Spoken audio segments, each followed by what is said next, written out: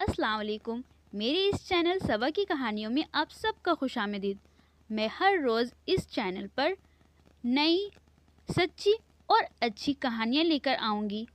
रोज़ एक नई दिलचस्प कहानी सुनने के लिए प्लीज़ आप मेरे चैनल को सब्सक्राइब कर लें। Thank you. किसी मुल्क पर एक बादशाह हुकूमत करता था। इस बादशाह की रहमदिली और नेकी की वजह से इसकी रियाया बहुत चैन सुकून से अपनी ज़िंदगी बसर कर रही थी। इस मुल्क में लोगों की ख़ास बात यह थी कि वो हर वक्त अपने कामों में मशरूफ़ रहती थी, जिसकी वजह से मुल्क खूब तरक्की कर रहा था और लोग भी खुशहाल थे। इनका बादशाह ना सिर्फ समझदार और बहादुर था, बल्कि एक अमन परस्त हुक्मरान भी था और अपने पड़ोसी मुल्कों के साथ मिलजुल कर रहता था। बादशाह का एक छोटा सा शहज़ादा भी था, जिसकी उम्र करीब 2-2.5 साल की थी।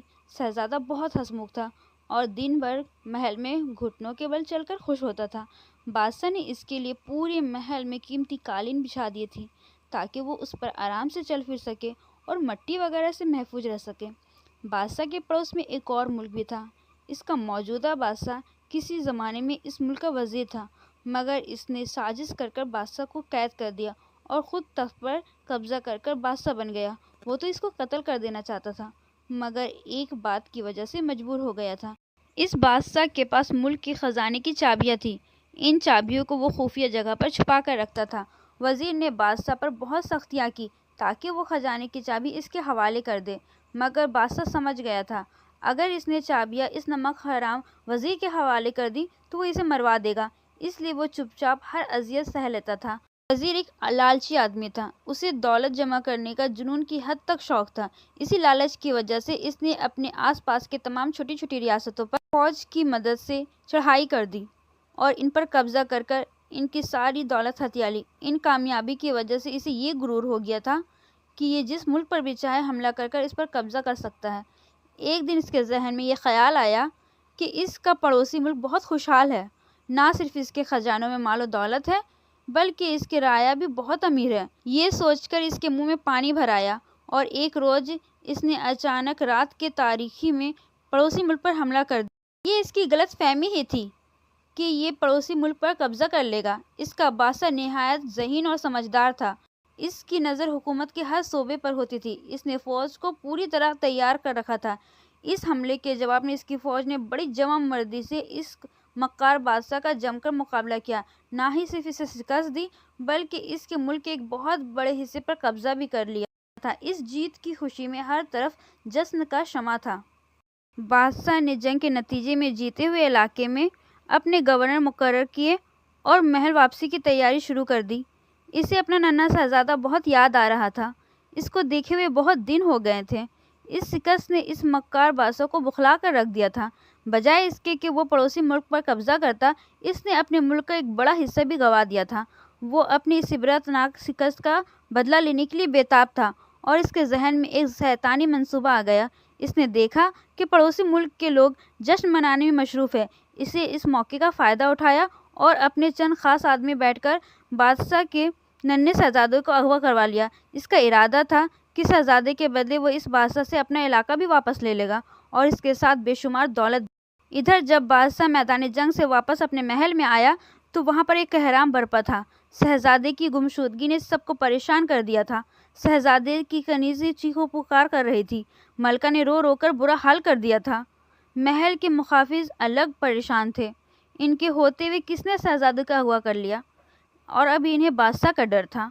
बादशाह को जब शहज़ादे की गुमशुदगी का पता चला तो वो खुद इसके गम से बुरा हाल हो गया। फतह की सारी खुशी हवा हो गई और सर पकड़कर बैठ गया। थोड़ी देर बाद जब इसके कुछ होश ठिकाने आए तो इसने वज़ीरों और शहर के कोतवालों को तलब किया और अपने महल के बाग में लाकर इनसे वाक़ये की तफसील पूछी। सब ने यही कहा कि फतह की जश्न मनाते हुए इनकी तवज्जो कुछ देर के लिए शहज़ादे की तरफ से हटी थी कि वो गायब हो गया। सबका यही ख्याल था कि इसकी गुमशुदगी में महल के किसी मुलाजिम का हाथ है। बादशाह ने कहा कि हम इस नमक हराम का पता तो चला ही लेंगे, लेकिन इससे पहले शहज़ादे के बारे में मालूम करना बहुत ज़रूरी है। अभी बादशाह की बात ख़त्म ही हुई थी कि एक सनसनाता हुआ तीर सामने की दरख्त में आकर गिर गया। कोतवाल ने जल्दी से आगे बढ़कर तीर को निकाला। तीर में एक रेशमी थैली बंधी हुई थी और इसमें एक ख़त रखा हुआ था। بادشاہ نے کوتوال کے ہاتھ سے خط لے کر اسے اونچی آواز میں پڑھا۔ تمہارا شہزادہ ہمارے قبضے میں ہے، اس کی زندگی عزیز ہے تو فوراً جلد ہی جنگ کے دوران ہمارے جتنے بھی علاقے پہ قبضہ کیا ہے اسے واپس کر دو۔ اس کے ساتھ 5 لاکھ خالص ریشمی سونے کے صرفے بھی تاوان کے طور پر دو۔ ان دونوں شرائط کو پورا کرنے کی صورت میں ہی شہزادے کی واپسی ممکن ہو سکے گی۔ اگر ہماری یہ شرائط منظور ہے تو اپنے کسی آدمی کے ساتھ خط بھیج کر ترنت مطلع کرو۔ اس خط میں اس مکار بادشاہ کی مہر رکھی ہوئی تھی۔ خط پڑھ کر بادشاہ کا چہرہ غصے سے سرخ ہو گیا۔ اب اس مکار بادشاہ کو ضرور مزہ چکھائیں گے۔ وہ فوج کو تیاری کا حکم دیا جائے۔ اس کا وزیر خاص اس کی یہ بات سن کر آگے بڑھ گیا اور بولا، بادشاہ سلامت، یہ وقت جوش کا نہیں ہوش کا ہے۔ ہمیں عقل مندی سے کام لینے کی ضرورت ہے تاکہ شہزادے کو کوئی نقصان نہ پہنچ سکے۔ بادشاہ نے کچھ دیر سوچنے کے بعد کہا، تم ٹھیک کہتے ہو، اب مشورہ دو، ہمیں کیا کرنا چاہیے؟ وزیر نے دھیرے سے کہا، ہمیں بہت محتاط رہ کر کام کرنے کی ضرورت ہے۔ مجھے یقین ہے کہ اس مکار بادشاہ نے اس محل کے کسی ملازم کو اپنے ساتھ ملا لیا ہے۔ ہمیں پہلے تو اس کا پتہ لگانا چاہیے، اس سے ہمیں معلومات ملے گی۔ اس کی روشنی میں ہم اپنا اگلا قدم اٹھائیں گے۔ بادشاہ کو وزیر کی تدبیر پسند آ گئی۔ واپس محل میں آیا اور ملکہ کو تسلی دی اور سوچنے لگا کہ اب کیا کرے۔ محل کے اس بد نیت ملازم کا پتہ لگانے کے لیے اس نے کوتوال کو ہدایت دے دی تھی اور اس نے محل میں اپنے جاسوس پھیلا دیے تھے۔ کوتوال کا ایک 18 سال کا بیٹا بھی تھا جس کا نام رضوان تھا۔ اسے بھی اس واقعے کی خبر مل گئی تھی۔ اس کو احساس تھا کہ شہزادے کی گمشدگی سے بادشاہ اور ملکہ سخت پریشان ہیں۔ اس نے دل میں ٹھان لی کہ وہ ان کی مدد ضرور کرے گا۔ اس سلسلے میں اس نے اپنے باپ کوتوال سے بات کی اور اس سے اجازت طلب کی کہ وہ محل میں ان کنیزوں کو اور غلاموں سے ملنا چاہتا ہے جو شہزادے کے دیکھ بھال میں مقرر تھے۔ کوتوال کو اپنے بیٹے سے بہت سی امیدیں تھیں کیونکہ اس نے پہلے بھی اس طرح کے کاموں میں اس کی مدد کر چکا تھا۔ اس نے خوشی سے اسے اجازت دے دی۔ رضوان محل آیا اور کنیزوں اور غلاموں کے نگران سے کہا وہ ان تمام لوگوں کو پیش کرے جن کے ذمہ دیکھ بھال شہزادے کی تھی۔ یہ کل 6 لوگ تھے، 4 کنیزیں اور 2 غلام۔ 5 تو ان کے سامنے پیش کر دیے گئے مگر ایک کنیز جس کا نام رقیہ تھا وہ غائب تھی۔ ایک کنیز نے رضوان کو بتایا شہزادہ اس کے بہت زیادہ قریب تھا۔ شہزادہ اس کے ہاتھوں سے ہی کھانا کھایا کرتا، اس کے ساتھ بہت زیادہ وقت گزارا کرتا۔ رضوان سے کہا، میں ابھی اپنے آدمی رقیہ کے گھر بھیجتا ہوں، اپنے ساتھ لے کر آ جائیں گے۔ مگر رقیہ اپنے گھر پر نہیں ملی۔ اس کے شوہر نے بتایا وہ صبح گھر سے محل جانے کے لیے نکلی تھی اور اب تک وہ گھر واپس نہیں آئی۔ اس کی گمشدگی نے سب کو یہ یقین دلا دیا تھا کہ شہزادے کی گمشدگی میں اسی کا ہاتھ ہے۔ رضوان سوچ میں گم تھا۔ اب اسے اس بات کا پتہ چلانا تھا کہ رقیہ کہاں چلی گئی ہے۔ اس نے شام تک اسی سلسلے میں بات کی، بھاگ دوڑ کی، مگر کوئی نتیجہ نہ نکل سکا۔ وہ سخت مایوس ہو گیا تھا۔ اس کے بعد شاہی محل سے ایک اہلکار آیا۔ وہ کوتوال سے کہا کہ آپ کو بادشاہ سلامت نے طلب فرمایا ہے۔ کوتوال نے اپنے بیٹے رضوان کو بھی ساتھ لیا اور بادشاہ سلامت کی خدمت میں حاضر ہو گیا۔ رضوان نے سب سے پہلے ساری بات بادشاہ کو سنوا دی۔ بادشاہ نے کہا کہ ملکہ کی حالت اسے دیکھی نہیں جاتی۔ ننھے شہزادے کی جدائی میں انہوں نے رو رو کر اپنا برا حال کر لیا ہے۔ ہمارا فیصلہ ہے تم تمام علاقے واپس کر کے اور 5 لاکھ اصرفیہ ادا کر کر اپنے شہزادے کو اس مکار بادشاہ سے واپس کروا لاؤ۔ اس سلسلے میں میں نے خط بھی لکھ دیا ہے اور اس پر اپنا شاہی مہر بھی لگا دیا ہے۔ اب تم ایسے باحکمت آدمی کی بندوبست کرو جسے وہاں تک پہنچا کر ہمارا شہزادہ ہمیں واپس لا کر دے دے۔ کوتوال نے کہا، بادشاہ سلامت، یہ کام بہت اہم ہے۔ اگر آپ کی اجازت ہو تو میں رضوان کو یہ کام سونپ دوں۔ مجھے امید ہے کہ یہ اسے بہتر انجام دے گا۔ ہمیں کوئی اعتراض نہیں۔ اگر اس کام کے پیچھے رقیہ کا ہاتھ ہوا تو ہم اسے سخت سزا دیں گے۔ غداروں کے لیے ہمارے دل میں کوئی رحم نہیں، بادشاہ نے غصے سے کہا اور اٹھ گیا۔ رات ہونے والی تھی مگر چونکہ معاملہ بہت اہم تھا اس لیے رضوان بادشاہ کا خط لے کر نکل آیا۔ وہ اپنے گھوڑے کو دوڑاتا ہوا تیزی سے فاصلہ طے کر رہا تھا۔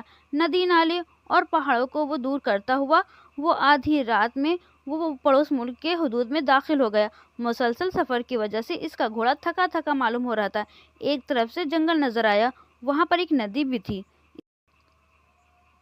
اس نے مناسب سمجھا کہ یہاں بیٹھ کر کچھ دیر رک کر یہاں پر آرام کر لو اور گھوڑے کو بھی آرام کرنے دے دوں۔ یہ سوچ کر وہ گھوڑا روک کر وہاں پر سے اتر گیا اور اسے پانی پینے اور گھاس چرنے کے لیے کھلا چھوڑ دیا۔ رضوان کو بھوک لگ رہی تھی۔ اس نے تھیلے میں سے کچھ پھل نکالے اور اسے کھاتے ہوئے جنگل میں سے کچھ آگے نکل گیا۔ ابھی یہ کچھ دوری چلا تھا، اسے آگے ایک روشنی سے نظر آئی۔ اس کے ذہن میں فوراً خیال آیا کہ ہو نہ ہو یہ لوگ ڈاکو ہیں۔ وہ کر کچھ اور آگے بڑھا۔ اس نے دیکھا کہ وہاں آگ روشن ہے۔ اس ملک کے مکار بادشاہ کے سپاہی آپس میں باتوں میں مصروف تھے۔ ایک سپاہی کہہ رہا تھا، جلدی کرو، ہمارے پہرے دینے کا وقت شروع ہو گیا۔ اگر ہم نے مزید دیر کی پہرا دینے والے ساتھی ناراض ہوں گے۔ اس کی بات سن کر سب جلدی جلدی اٹھنے کی تیاری کر دی اور تھوڑی دیر میں وہاں سے سب روانہ ہو گئے۔ رضوان حیران تھا کہ وہ شاہی سپاہی کس طرف پہرا دینے کی بات کر رہے تھے۔ اسے معاملہ کچھ اسرار لگا۔ وہ جلدی سے اپنے گھوڑے کے پاس آیا اور ایک مناسب فاصلہ دیکھ کر خود بھی اس کے پیچھے چل پڑا۔ قریبی ایک دیہات تھا، آبادی سے ذرا ہٹ کر۔ وہاں ایک بڑی سی حویلی تھی۔ اس حویلی کی چاروں طرف تلواروں سمیت شاہی سپاہی پہرا دے رہے تھے۔ رضوان نے خود کو اور گھوڑے کو بڑی بڑی جھاڑیوں کے درمیان چھپا لیا اور کان لگا کر ان کی گفتگو سن رہا تھا۔ تم لوگوں نے آنے میں بہت دیر کر دی، پہرا دینے والے ایک سپاہی نے منہ موڑ کر کہا۔ ہم لوگ کھانا کھانے لگے تھے اس لیے دیر ہو گئی۔ جانے ہماری کب یہاں سے جان چھوٹے گی۔ نئے آنے والے سپاہی میں سے ایک نے کہا، ہمارے جاسوسوں نے بتایا ہے کہ پڑوسی ملک کا بادشاہ ہمارے بادشاہ کی شرائط ماننے پر راضی ہو گیا ہے۔ شہزادی کو جلد ہی واپس کر دیا جائے گا۔ شہزادہ روتا بہت ہے۔ اگر وہ کنیز ساتھ نہ آتی تو سمجھو مصیبت ہی آ جاتی۔ چھوٹے بچے کا اگر رونے لگے تو انہیں چپ کرانا بہت مشکل کام ہوتا ہے۔ رضوان نے جب اس کی گفتگو سنی تو اس کا دل زور زور سے دھڑکنے لگا۔ اسے پتہ چل گیا تھا کہ شہزادے کو اس حویلی میں قید کیا گیا ہے۔ وہ خاموشی سے اپنی جگہ سے نکلا۔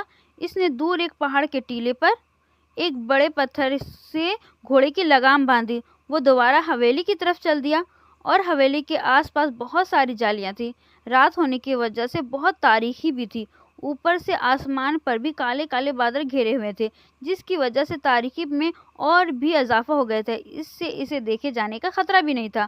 وہ ایک قریب جالی میں بیٹھ کر حویلی کا جائزہ لے رہا تھا۔ اسے ایک راستے کی تلاش تھی جس کے ذریعے وہ اندر داخل ہو سکے۔ اسے کوئی ایسا راستہ نظر نہیں آیا، مگر حویلی میں داخل ہونے والے بڑے دروازے کے نیچے ایک اتنی بڑی سوراخ نظر آئی کہ ایک آدمی زمین پر لیٹ کر اندر داخل ہو سکتا ہے۔ مگر مشکل یہ تھی کہ اس دروازے پر ایک سپاہی ایک چمکدار ہتھیار لے کر پہرا دے رہا تھا۔ رضوان سوچ میں پڑ گیا، مگر اس کی یہ مشکل بھی حل ہو گئی۔ ایک بادل زور سے گرجنے لگی اور موٹی موٹی بوندیں گرنے لگی۔ تھوڑی ہی دیر میں بارش بہت تیز ہو گئی۔ بارش کے پانی سے بچنے کے لیے تمام سپاہی حویلی کے برابر ایک درخت کے پاس جا کر کھڑے ہو گئے تھے۔ رضوان کے لیے اب راستہ صاف تھا۔ وہ تیزی سے زمین پر رینگتا رینگتا آگے بڑھا۔ اس کے سارے کپڑے کیچڑ میں لت پت ہو گئے۔ اس کے نچلی خلا میں گھس کر وہ اندر داخل ہوا اور پھر کھڑا ہو کر ادھر ادھر دیکھنے لگا۔ اسے وہاں پر کوئی سپاہی نظر نہیں آیا۔ وہ جلدی سے اٹھ کھڑا ہوا اور دبے قدموں بھاگتا ہوا حویلی کے اندر جانے والے دروازے تک پہنچ گیا۔ اس کی کنڈی باہر سے لگی ہوئی تھی اور اس میں کوئی تالا نہیں تھا۔ اس نے آہستہ سے ہی کنڈی کھولی اور دروازہ کھول کر اندر داخل ہو گیا۔ اندر دیوار پر منظر روشن تھی۔ اس سے کئی کمرے نظر آئے۔ ایک کمرے سے اسے کسی کی رونے کی آواز آئی۔ جب وہ اس کمرے کے نزدیک گیا، اس کی کنڈی باہر سے لگی ہوئی تھی۔ بارش کی مسلسل بوندیں گرنے کی وجہ سے کوئی آواز سنائی نہیں دے رہی تھی، مگر اس کے باوجود اس نے بڑے آہستگی کے ساتھ با اختیار سے کنڈی کھولی اور اندر داخل ہو۔ اندر رقیہ اور شہزادہ دونوں موجود تھے۔ رقیہ اسے دیکھ کر جلدی سے اس کے پاس آئی۔ رضوان نے فوراً اپنا خنجر نکال کر اسے اپنی گرفت میں لے لیا اور کمرے سے باہر لا کر غصے میں بولا، نمک حرام، میں تجھے زندہ نہیں چھوڑوں گا۔ رقیہ اسے پہچانتی تھی کہ وہ کوتوال کا بیٹا ہے۔ وہ ہاتھ جوڑ کر کہنے لگی، میں بے قصور ہوں۔ اس غدار غلام جعفر نے اس بادشاہ کو بتا دیا تھا کہ شہزادہ مجھ سے بہت مانوس ہے، اس لیے وہ مجھے بھی پکڑ لے آئے تاکہ شہزادہ روئے دھوئے نہ اور میری موجودگی میں بہلا رہے۔ اب رضوان کے ذہن میں سب باتیں آ گئی، اس لیے اسے دھیمی آواز میں کہا، ہمیں باہر نکلنا ہے، باہر بہت تیز بارش ہو رہی ہے۔ शहजादा देखेगा तो रोएगा और सिपाही होशियार हो जाएंगे। रुकैया उदासी से बोली, शहजादी को होश ही कहाँ है, इसे तेज बुखार चढ़ गया है और वो बेहोशी की हालत में है। लेकिन यहाँ से निकलना भी एक मसला है। तुम्हें हवेली के नीचे बड़े दरवाजे के नीचे से निकलना पड़ेगा। हमें बहुत इख्तियार की ज़रूरत है। बारिश की वजह से तमाम सिपाही एक दरख्त के नीचे खड़े हैं। अगर बारिश रुक गई तो हमारे लिए एक और बड़ी परेशानी खड़ी हो जाएगी। रुकैया कुछ सोचकर बोलने लगी, आज शाम को शहजादा अपनी अम्मी को याद कर बहुत सो रोया था, तो सिपाही ने मुझे इजाज़त दे दी कि मैं इसे बाहर ठहला लाऊं। जब मैं इसे लेकर बाहर निकली तो मैंने हवेली के रकम में एक छोटा सा दरवाज़ा देखा था जिसमें ताला नहीं लगा था। मैं तो चाह रही थी कि मैं शहजादी के साथ इस दरवाजे से निकलकर भाग जाऊं, मगर बाहर पहरा देते हुए इस सिपाही के खौफ से रुक गई। ये सुनकर रिजवान ने शहजादी को जल्दी से अपनी गोद में उठाया। बुखार की वजह से इसका सारा जिस्म बहुत गर्म हो रहा था। रुकैया इससे साथ ही उस छोटे से दरवाजे तक ले आई और फिर वो तीनों बड़ी आसानी से हवेली से बाहर आ गए। रिजवान ने शहजादे को रुकैया के हवाले किया और अपना घोड़ा वहां से लेकर आया। बारिश में शिद्दत पैदा हो गई थी। रुकैया ने शहजादे को अपने ओढ़नी से ढाक लिया था, जिसकी वजह से वो भीगने से महफूज हो गया था। तीनों घोड़े पर सवार हुए और फिर रिजवान ने तेज रफ्तारी से भागना शुरू कर दिया। इसका वफादार घोड़ा भी समझ गया था कि इसका मालिक किसी मुसीबत में गिरफ्तार है, इसलिए वो तेज दौड़ रहा था। सुबह से पहले रिजवान अपने घर पहुंच गया। कोतवाल ने इसे और शहजादी को देखा तो हैरान रह गया। उसने रिजवान को अपने गले से लगा लिया। रिजवान ने कहा, अब्बा जान, इस बात को अभी बहुत खुफिया रखना है कि शहजादा साहब मिल गए हैं। सबसे पहले आप इस नमक हराम जाफ़र को गिरफ्तार करवाएं, इसके बाद हम शहजादी को लेकर बादशाह सलामत के पास चले जाएंगे। वो कोतवाल इसी वक्त गुलाम जाफ़र को गिरफ्तार करवा और इसे जंजीरों में जकड़कर जेल में बंद कर दिया। फिर वो रिजवान, रुकैया और शहजादी को लेकर दरबार में पहुंचे। बादशाह और मलका रात भर बिल्कुल नहीं सोए थे। इन्हें रह रहकर अपना नन्हा शहजादा याद आ रहा था। शहजादी को देखकर दोनों को अपनी आंखों पर यकीन नहीं आया। मलका ने तो शहजादी को सीने से लगाकर जो रोना शुरू किया। बादशाह और मलका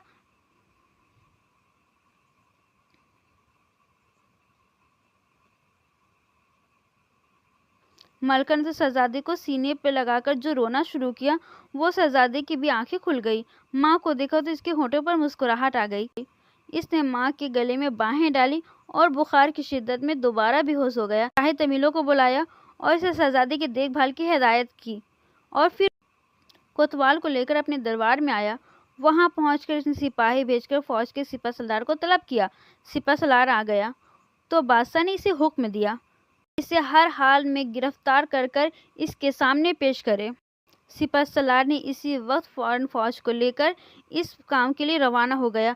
अब बादशाह रिजवान की तरफ मतवज्जा हुआ और इसे गले से लगाया और वो रोते हुए आवाज़ से बोला, तुम्हारा यह एहसान हम पर एक कर्ज है, हम हमेशा तुम्हारे मकरूज रहेंगे। मलका भी रिजवान को देख रही थी। रिजवान ने हाथ बांधकर बादशाह से कहा, यह सुनकर मुझे बहुत शर्मिंदगी हो रही है। ये मेरा फ़र्ज़ था। मैं इस वक्त एक अदना सा सिपाही हूँ। ये खुदा का शुक्र है कि मैं अपने काम में कामयाब हुआ। फिर इसने इस वाक़ये की तफसील बताते हुए कहा, इन लोगों ने इस महल के गुलाम जाफ़र को दौलत से ख़रीद लिया था। अब गुलाम जाफ़र जेल में है। इसने शहजादे के अगवा में इनकी मदद की थी। रुकैया को अपने साथ इसलिए लेकर गए थे कि इस गद्दार गुलाम ने यह बता दिया था कि शहजादा इसके साथ बहुत मनूज है और इसके साथ खुश रहते हैं। इसलिए वो रुकैया को भी अपने अगवा करके इसके साथ ले गए थे ताकि शहजादा इन्हें ज़्यादा तंग न करे। एक बात समझ नहीं आई कि मक्कार बादशाह ने शहजादे को अपने महल में क्यों नहीं रखा। इतनी दूर एक देहात की हवेली में रखने की क्या ज़रूरत थी? बादशाह ने उलझ कर पूछा। इस बादशाह को ये डर था कि अगर शहजादे को अपने महल में रखता तो हम फौज के करके इसे आज़ाद करवा लेते। शहजादी को हवेली में रखने के बजाय इसका यही खौफ था, रिजवान ने कहा। 2 रोज़ के बाद बादशाह के सिपह सलार इस मक्कार बादशाह को गिरफ्तार करके ले आए। इसके चेहरे पे तो हवाइयाँ उड़ रही थी और आंखों से आंसू बह रही थी। इसकी हालत देखकर बादशाह ने कहा, बहुत शर्म की बात है कि जंग जीतने के लिए बच्चे को ढाल बनाया जाए। तुम एक वजीर थे, तुमने अपने बादशाह से गद्दारी कर इसे कैद कर दिया। हम इस बेकसूर बादशाह को दोबारा बादशाह बनाएंगे और जंग में हासिल किए हुए सारा इलाका भी इसे वापस कर देंगे। हमने ये फैसला भी किया है कि तुम्हें इसके हवाले कर देंगे। वो तुम्हारे साथ जो भी सलूक करे उसकी मर्जी है। इस बेईमान اور مکار وزیر نے جب بادشاہ کی بات سنی تو گھس کھا کر گر پڑا اور سپاہی اسے اٹھا کر لے گئے۔ بادشاہ نے رضوان کو بہت سارا انعام قرار دیا اور آئندہ محل کی حفاظت کے لیے اس کو نگران مقرر کر دیا۔ رضوان کی عقل مندی اور بہادری سے بہت خوش تھے، جس کے نتیجے میں ایک بڑے منصوبے میں فارغ ہو گیا تھا۔ ناظرین، اس طرح کی مزیدار اور دلچسپ کہانیاں سننے کے لیے آپ ہمارے چینل کو سبسکرائب کر لیں۔